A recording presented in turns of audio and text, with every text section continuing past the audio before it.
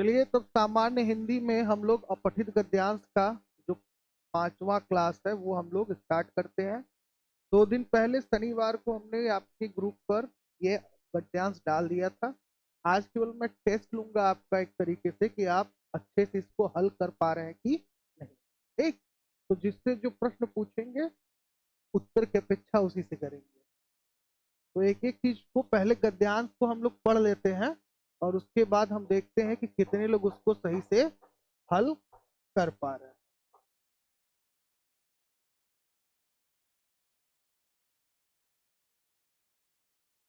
गद्यांश आपका यहाँ से शुरू है भाई।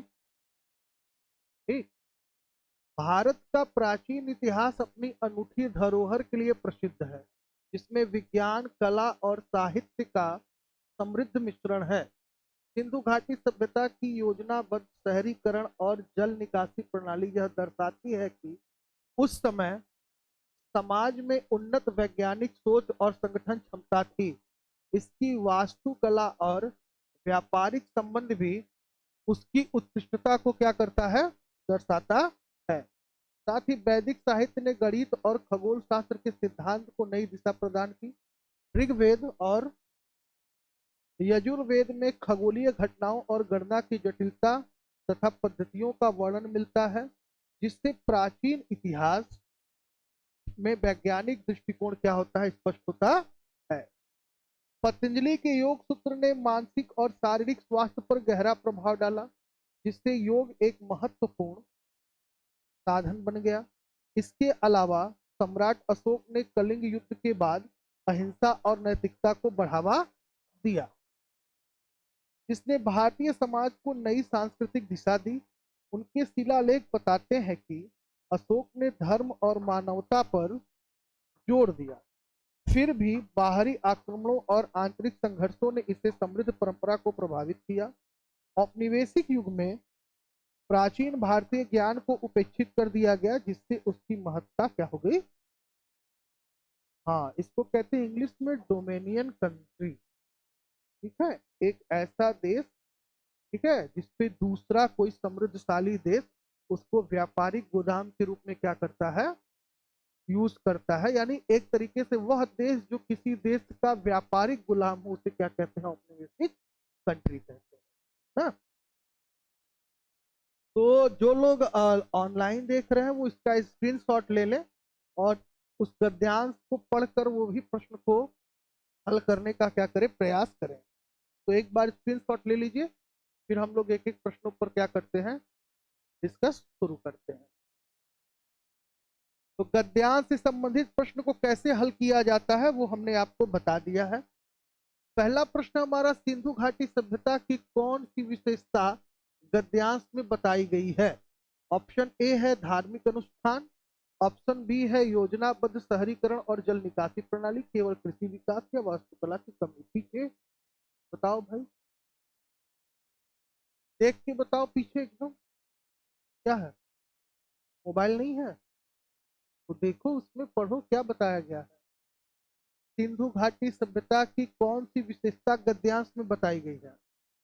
बी, ऑप्शन नंबर बी, उसमें लिखा गया है कि योजनाबद्ध शहरीकरण और जल निकासी प्रणाली, इसका वर्णन किया गया है ना। तो ये आपका क्या हो जाएगा, ऑप्शन नंबर बी जो है वो आपके गद्यांश से संबंधित आंसर है, इसलिए ये वाला क्या हो जाएगा, सही हो जाएगा।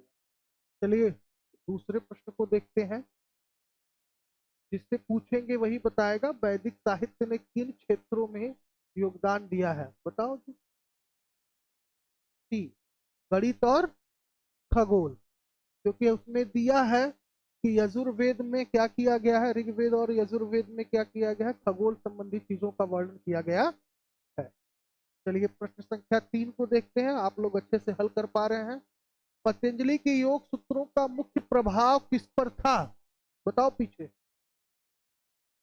नाम पढ़ो उसको, पूरे सेंटेंस को पढ़ो। मानसिक और शारीरिक स्वास्थ्य, क्योंकि पतंजलि का जो योग सूत्र है गद्यांश में दिया गया है कि मानसिक और शारीरिक स्वास्थ्य के लिए क्या था, उसकी बात की गई थी। अशोक ने अपने साम्राज्य में किस विचारधारा को बढ़ावा दिया, बताओ। किसको दिया, नैतिकता और अहिंसा, यानी ऑप्शन नंबर बी जो है वो आपका क्या है, सही है। हाँ, चलिए आगे चलते हैं और प्रश्न संख्या 5 को देखते हैं। बढ़िया से हल कर पा रहे हैं सभी लोग। प्राचीन भारतीय ज्ञान पर औपनिवेशिक युग का क्या प्रभाव पड़ा? कौन सा सेंटेंस संबंधित है इसमें से? आप गद्यांश को पढ़ो, बहुत आराम से हल करो, यहाँ देखने की आवश्यकता नहीं है, आपके मोबाइल में है। आप देखिए कि कौन सा ऐसा सेंटेंस है, इस ऑप्शन में कौन सा ऐसा सेंटेंस है जो आपके गद्यांश में भी लिखा गया है। भारत प्राचीन भारतीय ज्ञान पर औपनिवेशिक युग का क्या प्रभाव पड़ा, इसे उपेक्षित कर दिया गया। Very good. तो ऑप्शन नंबर बी आपका क्या हो जाएगा, सही हो जाएगा। आप बस अच्छा हल कर पा रहे हैं आप सब। अशोक के शिलालेख किसका प्रमाण है? कौन बताएगा इसमें से? चलो जी, टोपी वाले भाई बताओ, अशोक के शिलालेख किसका प्रमाण है? नैतिकता और मानसिक मानवता के प्रसार का। एक,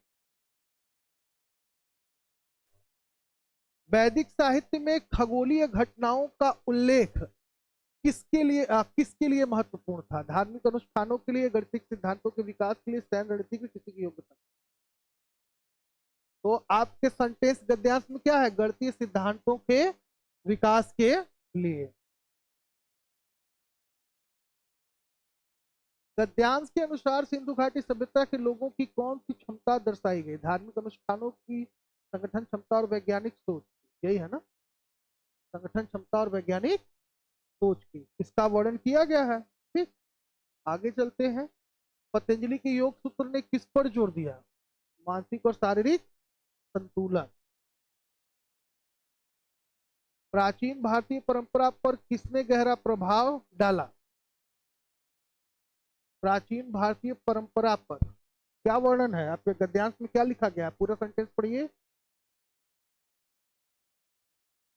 हाँ, क्या कह रहे हो? अच्छा, हमें पा गए, 10वें पा गए। प्राचीन भारतीय परंपरा पर किसने गहरा प्रभाव डाला?